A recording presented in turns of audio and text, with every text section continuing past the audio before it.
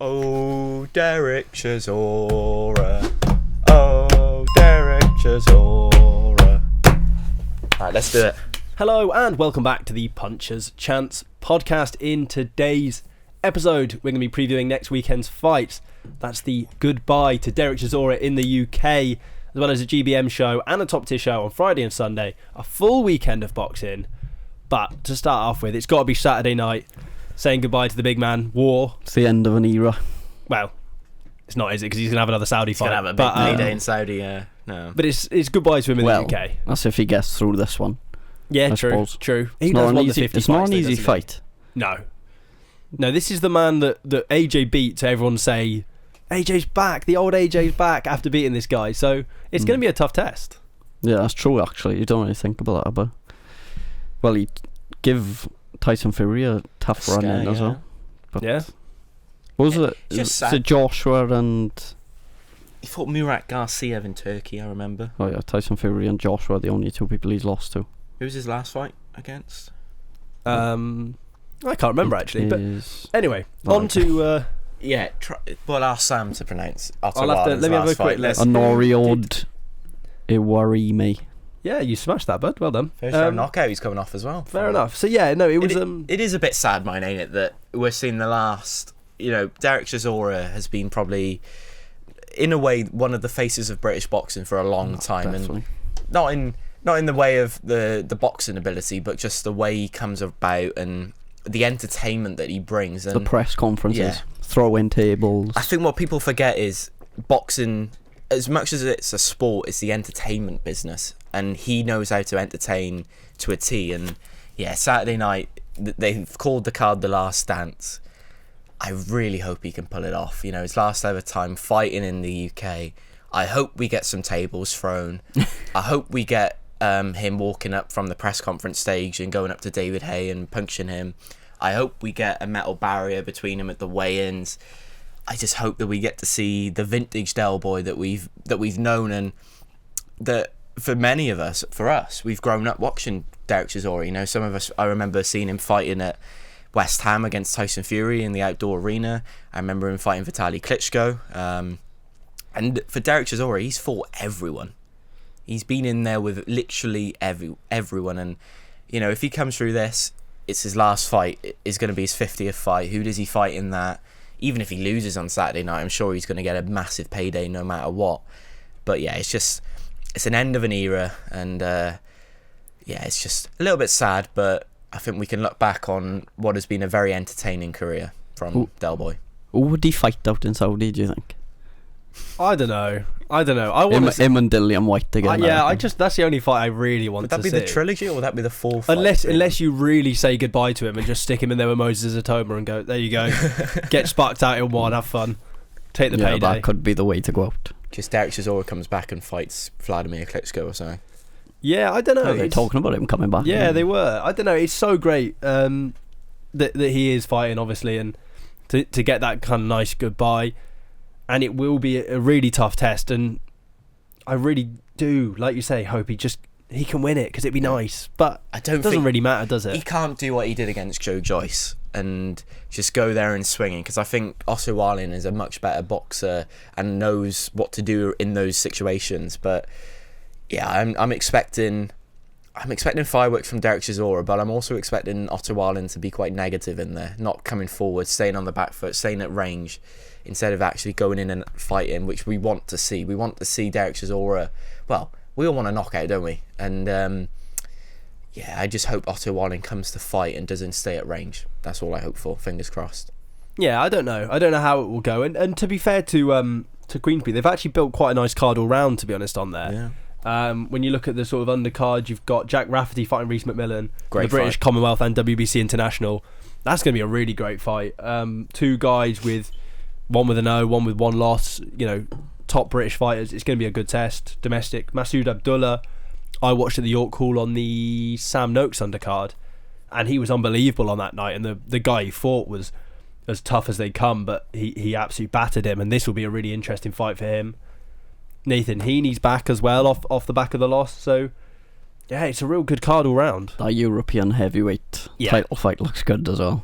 Yeah, I mean the guy's like a 40-year-old Albanian, isn't he? Nelson Hisa. Yeah. Which is in. And you got a Albanian against a Macedonian. Macedonian. Yeah. Oh. He just looks really scary. He looks really scary. He looks like someone if he was walking down the same street as you at night, you would cross over when Yeah, absolutely. Bugger walking down there. He's Yeah. one of Warren's. Oh, what's his name? Not Frank. Frank Warren's son. I know what you mean. George. Is it George? Yeah. The one that does a lot with Box Nation. Yes, Nelson. George Warren, yeah. I watched Nelson on that Box Nation card. Yeah, he's a scary man, and And we got a Fury on the card. Yeah, true. he's not retired. Big Then. Walter. He's not retired. Then the Fury name isn't retired just yet. Imagine if Tyson Fury just turns up and fights instead, steps in there. That's super welterweight. Why not? And it's quite nice to see as well a Queensberry card where we haven't got TBA on it. Is there not one TBA Yeah. on there? There's not. Wow. Fair play to him. Well, down in Swansea. The only thing I'm gutted with is not getting Zach Parker and Willie Hutchinson. Yeah, I think that that is was a fight shame of the that. weekend. That would have been an unbelievable fight and a really good. Mm-hmm. I mean, it's a good, nice like comeback fight for Willie Hutchinson, or a chance for Zach Parker to sort of cement himself a little bit. Not to be. Do you think we'll get an opponent in there for Zach Parker? Callum Simpson's going to weigh in come Friday morning and we'll fight him. I don't know if anyone's gonna No. step in against him on what would be no I reckon they'll put less than a week's notice. Parker on the Liverpool card with why is my mind gone blank? I don't know, mate. What's it? Ben's favourite fighter. What's his name? Nick Ball. Oh, bloody hell. You can tell it's early. Nick Ball up in Liverpool. Probably. Yeah, it would make more sense. Just get him out there. Yeah, Could it you- would make sense. Could chuck Mark Jeffers in there, to be fair. Yeah, I was actually thinking that, but it's whether or not Jeffers can or would make weight, or whether they would. That'll be funny. Mark Jeffers just wants a big fight, don't he? He literally said in his last fight, why am I fighting these people that I'm just going through quite easily? And Zach Parker would be a big fight. Yeah. It would be a big fight. Just remember, Zach Parker, before COVID, was meant to be fighting at Derby football ground. He's only got one loss, and that was against Zack Ryder, so... It could be... Not John Ryder, sorry. So... Zack Ryder. Woo, woo, woo. Yeah, I had the wrestling on my mind there, but... Yeah, I'd like to see... hopefully he can get an opponent, because it's been... When's the last time he was out? I think it was a little while ago, year. wasn't it? Yeah. So it'd be nice to see him back out, but... Yeah, on less than a week's notice against someone of his quality, I can't really see it happening. No, I think it poses too much of a risk whoever steps in. Did they say what the injury was for Willie, or Shoulder injury. Yeah, or it was big so it's shoulder not injury. it's not like something that he can recover from? That's dislocated shoulder or something, I think it That's was. a couple of months which is out, pretty though. nasty. Yeah. But yeah, I mean the fights we do have on the card, like I said, that Jack Rafferty Reece McMillan fight looks like a great British test. Another British title fight. They never really disappoint, and I think this is another one that probably won't particularly disappoint. Again, a super lightweight. What division? And to be fair, Jack Rafferty picked up a hell of a win against Henry Turner last year. Like, he went up to Liverpool in Henry Turner's sort of backyard and really put on a really good performance and stopped him in our 9th round. So, like you said, British title fights are always a really good watch. I think this will be another good one on Saturday. Mm-hmm. Yeah, and it bodes well because he really kind of stuck it on Turner, and that's how he beat him. And so for this fight, they probably will, by the looks of things, just kind of stick it on each other.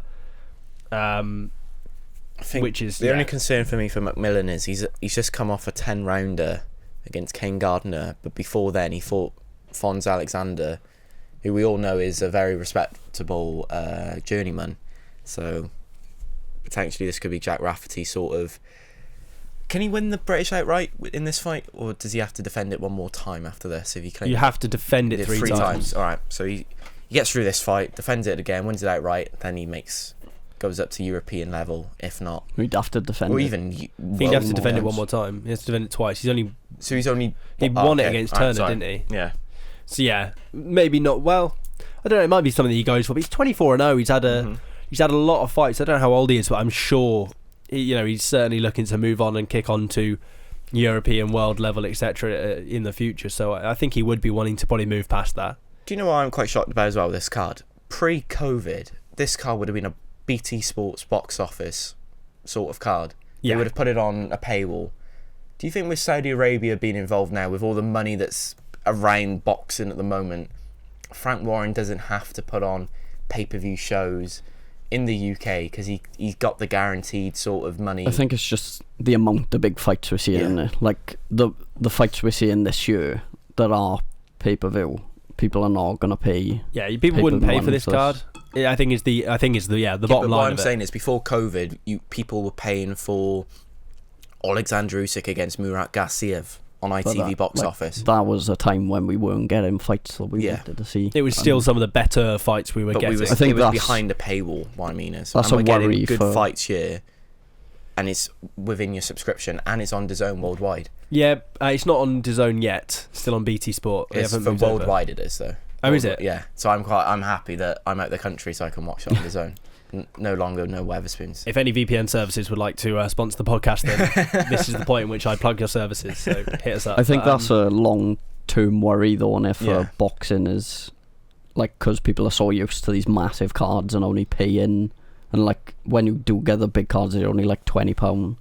Like if it goes back to the point where you're not getting them big fights, and then they try to put cards like these on pay-per-view, people are not gonna invest in it. Yeah, I don't know. But even if the Riyadh season stuff does dry up, do you not think that Turkey's personal investment in Ring magazine, the fact that they've got Ring, it makes it a bit different. Like the fact that he personally owns Ring gives me more confidence that that would hang around for longer, even if the Riyadh season stuff comes to an end. Which, let's be real, we'll say it quietly, that'd kind of be dream world, that wouldn't it? Still get the big fights, but just not in Saudi Arabia. If we could get them in the UK, it'd make Cardiff. Yeah, Principality Stadium's got a roof you can do year round. You know, the Welsh rugby at the moment's crap, so they probably need the money, so they'll be up for it. Sounds like a plan. Let's just get all the big fights in Cardiff. Get all the big, but you know, even in Merthyr, put it up on Pen and Darren Park. Oh, I don't know about that. Whoa. Yeah, no, I think the Ring magazine investment helps, and the money that Queensberry and stuff are making from those shows will help balance the books. But also, I think we've now got to a point where people wouldn't pay for this pay-per-view, even if it's Derek Chisora's goodbye. The numbers they would get, they'd lose money on the pay-per-view. So I think they're better off just having it off and kind of that benefiting, and being on DAZN will help them as well, I think. Yes, because let's be real, DAZN will have had to pay Queensberry quite generously to get them to come over to DAZN, you'd have thought. Do you reckon they'll ever release how much the deal is between them and Queensberry? No, probably not, no. I really would have thought so. Yeah, I don't think you kind of get the things with football TV deals and stuff, but I don't think DAZN are minded to tell anyone how much they pay. The Boxer end up on DAZN. Ooh. But then Sky Sports lose Boxing altogether. I think Sky Sports keep Boxer for the time being, certainly. I just think they still want a promotional company. I think Boxer goes to DAZN. Do you think? Yeah. I think DAZN, it's called the home of boxing. Yeah, I certainly think DAZN would be happy with that, but where'd you put it? True. Because we do now look at this weekend. DAZN's schedule is a Friday night, a Saturday night, and a Sunday night. Yeah, 3 different shows. They're running out of time. We're gonna start having fight nights on Monday night, Tuesday night, with all these promotional companies working together. I'm not complaining. There's more boxing, but I can see Boxer moving over to DAZN sooner rather than later. I don't know what the deal is with Sky at the moment. I don't know how long they've got it with, but I'm sure when it comes to the end, I think DAZN might be calling up Ben Shalom and asking him. Yeah, I think they'd be daft not to ask the question. But then where does Sky, what promotional company then gets the Sky Sports budget? Yeah, who knows? Top tier, GBM? Yeah. Both? Who knows? But speaking of top tier, GBM, to talk on those cards a little bit, we'll speak first on GBM because it'll be a bit shorter, and obviously, like I said in the last episode, I'm going to be there, so content to come, but got Shakan Pitters fighting for a EBU European light heavyweight fight. You know, to have a light heavyweight European fight on a card like this is really impressive. You know, to win that purse bid and be able to get this fight on their platform is going to be, you know, really great for them. And Shakan Pitters, I don't know if how much you know about him, but if you could, the guy he's like, the length of his arms are obscene. He's built like an NBA player. I think he could jab you. He could be back home in the Midlands and still land a jab in Sheffield. Like, he's serious. But it's a tough test for him against a French. The French boxers are always hard to call, aren't they? Yeah. Because apart from if you're a Woozer, last week or the week. Yeah, but this is the before, problem, yeah. is because of the likes of what's his name, Saras, that got the victory over Munguia, and I off the top of my head I can't, but there are names every time. You're like, sometimes they come and impress, and you're like, wow, these guys are good, and then sometimes they come and they're crap, and you're like, this guy's crap. But this guy is the European champ, so you'd imagine he's not going to be crap. Yeah, they've put it's a busy night for you, and there's 12 fights on it. But, 12. Jesus. They're putting What some time's it decent starting? cards together. Like 5-ish, I think, my 6-ish, God. I can't remember. That seems like the new norm now, don't it? A 12-fight card. Well, I'm from- happy because the top tier show starts at 2. 2 o'clock. Really? On a Sunday. Yeah, Wow. so that's a nice early finish for me. Never heard of that before. Quick carvery and then head off to the boxing. Don't mind if I do. Happy days. Go to church, some people do, and then go to boxing. Yeah, not me. Not me. I'm going to church on Saturday, Adam Road, watching Leeds. That's my church. But I feel sorry less for of that. Yeah, really good card. They've done really well. They've put it together well. Reece Mould on there. Yep. Shakiel, Thompson. It seems like the female fight, Tycee Gallagher, Ebony Jones, has been pulled off this card, unfortunately. I think Jay Harris was meant to be fighting on this card as well, if I'm right. I thought Can't remember. His fight went to purse bids. Could be wrong there. But Yeah, maybe. But yeah, there's some great fights on there, and it's just great to see, like you said, the smaller promotions doing so well. Getting an EBU European title fight is no mean feat. That's really good going. Yeah, to be fair, they are both GBM and top tier doing really good, and especially with the link up with DAZN now, I think they can get even better. Well, we've seen Ben Crocker with the European fight on top tier's last show, so yeah, it's great to see that, and it just opens up more opportunities for fighters in this country as well. Yeah, absolutely. And we're obviously seeing top tier now doing, I think, pretty much their first card outside of the Brentwood Centre in a long while. I don't know if they've done one before out of there, but No. they're going to the York Hall. Obviously, they've got a stadium fight coming up. There's some great stuff.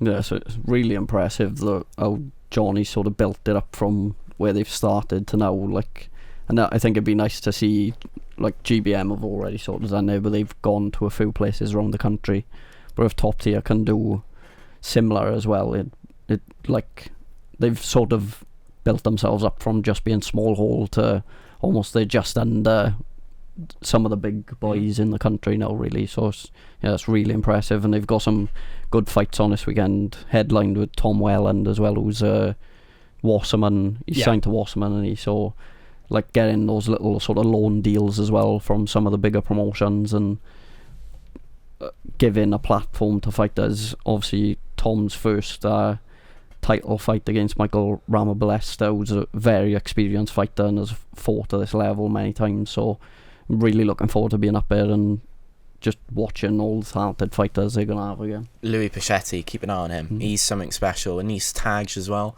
And He's Zach fighting. Fee, always when he fights, Zach impresses Fee's me. always good. The value for money, I think, is when you look at these GBM and top tier cards, they're decent lineup of fights, and you get your money's worth through them. And who's the matchmaker again for top tier? I can't remember his name. I don't know him. What's his name? Me and names today on this podcast is unbelievable. Yeah, isn't it? don't know. I've forgotten No, Nick Ball's yeah. name. I can't If think you of his don't know, name. it's our good friend Daniel Who? Francis. Never heard of him. Or certainly mine and Ben's good friend Daniel Francis. For some reason he's got beef with me all the time, but couldn't possibly imagine why. Slang him off all the time. Yeah. Oh, of course. But I mean, as well on there, Somos Asomba just come off the back of a European title fight with Charlie Edwards. Was the European title before that. That's a great fight to have on the card. Yes, he's fighting a significant journeyman. Let's not say let's call eggs, whatever you say. But it's good to get those. Do it the Australia way for that fight. 30. Get those good fighters on the card, isn't it? Yeah, it has value to it. Like I said, don't it? When you have a name like that on the card, people are gonna think, "Oh, he just came off a big fight with Charlie Edwards. I'm gonna watch him and see how he comes back from that defeat." And yeah, it's great. And you hope he does come back from that defeat. And the thing, without trying to just make this a big advertisement for top tier, the thing that they do really well is if you didn't know what they were or what they were about, and you click on that DAZN stream, you'll instantly be like, wow, this is the real deal. Yeah. There's no refs counting to 15 or whatever like you had on, you guys were saying on the Caressa Shields. There's no Jake Paul clown nonsense going on. There's no Misfits crap. Yeah. You'd click on it and you'd go, wow, yeah, this is proper boxing. There's a fight, interview, end. That's what you want to see. We've been to plenty of the top tier shows, and they stack up against any other shows we've been to, I think. Yeah, the only card I've been to that I would say production-wise and everything was just that little bit better was probably the Wembley Arena Magnificent 7 card. And that had some huge fights on it. But so look it's at like the budget. Though, exactly, this is what I mean. This is the budget. So what Top Tier are able to do with their budget is obscene. Imagine if they had the budget of Queensberry. Ooh. Be good to see. Maybe sometime in the future. The predictions. Ooh, I forgot. I think we're doing the predictions for the Derek Chisora I missed doing card. this. I know you love it, bud. I know you love it. For those who don't know, we do the predictions on the Boxing News app. We're not affiliated with them, unfortunately. Still time. So for now, I'm gonna we say got a VPN sponsor coming in, haven't we? Like if anyone's watching, if Boxing News are listening, hit us up. We do some great things. You know, about 3 or 4 people get to this point in the video, so show some respect. Nathan Heaney, Sofian Kati, middleweight 10-rounder.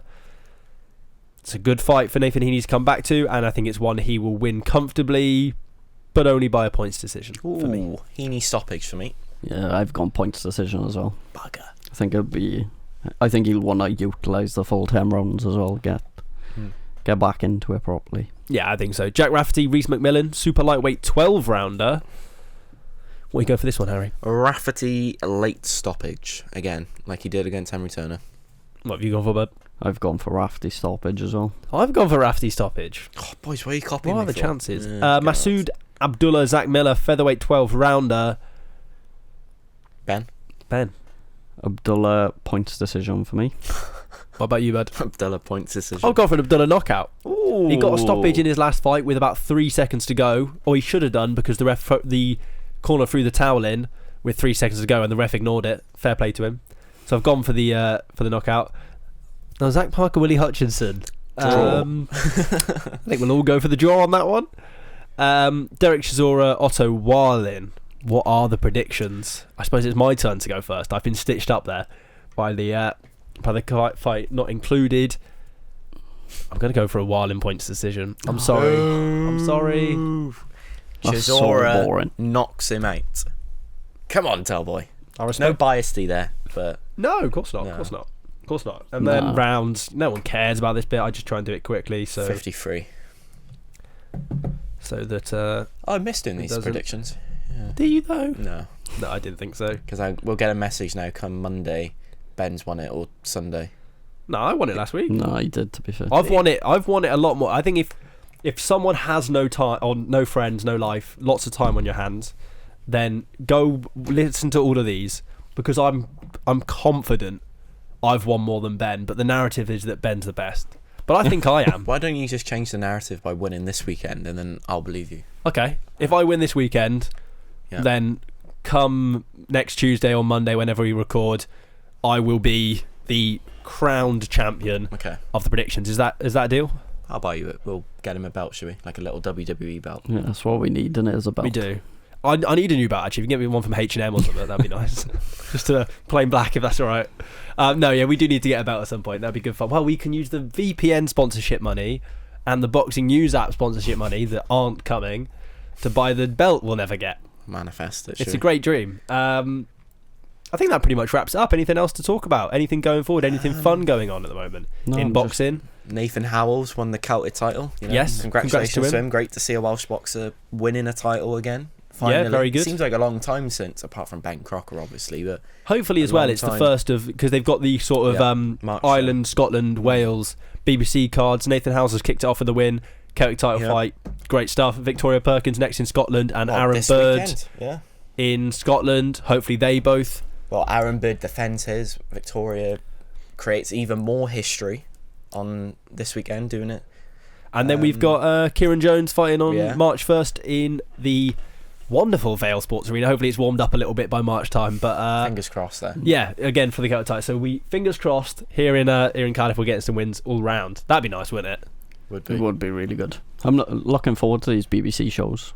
Hopefully we do get. The annoying thing was, though, I didn't watch the Nathan Howells fight back live, but it's not on BBC. It's not Live Player? No. That's annoying.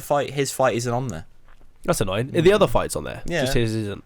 I don't know if that was because the opponent Yeah. If you haven't read, the opponent's been the biggest, hospitalised. best wishes, yeah. Yeah, best regards to him, and hopefully he comes back fine. But maybe that's why they've left out. I don't know, but potentially.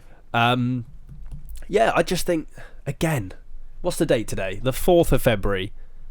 Boxing's in such a good place, isn't it? Very busy year. And you know what? Actually, the best is yet to come. We've had, I think, a decent start to the year, but there's some great cards. Once that Ring Magazine pace starts picking up, it's going to be carnage. February 22nd cannot come quick enough. It's like 2 weeks, 2.5 weeks. Yeah. In Mental. 2 weeks' time, wait for that in 2 weeks' time, we're going to be stressing sat here about our predicting. predictions. I have no stress on my mind, no sweat on my brow. The real winner, who deserved to win the first fight, I predict to win. It's going to be. I'll let you make up your own mind. I'll let you make up your own mind. Okay, we'll end it there. Who that is. Leave a comment down below who you think is going to win. Better be Bivol.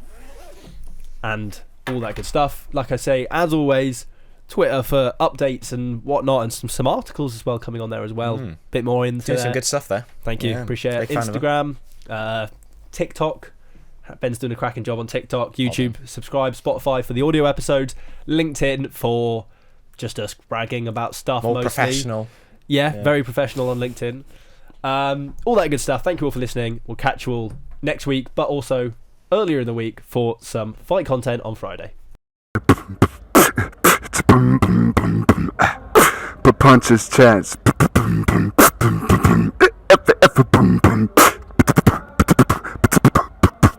Punches chance podcast.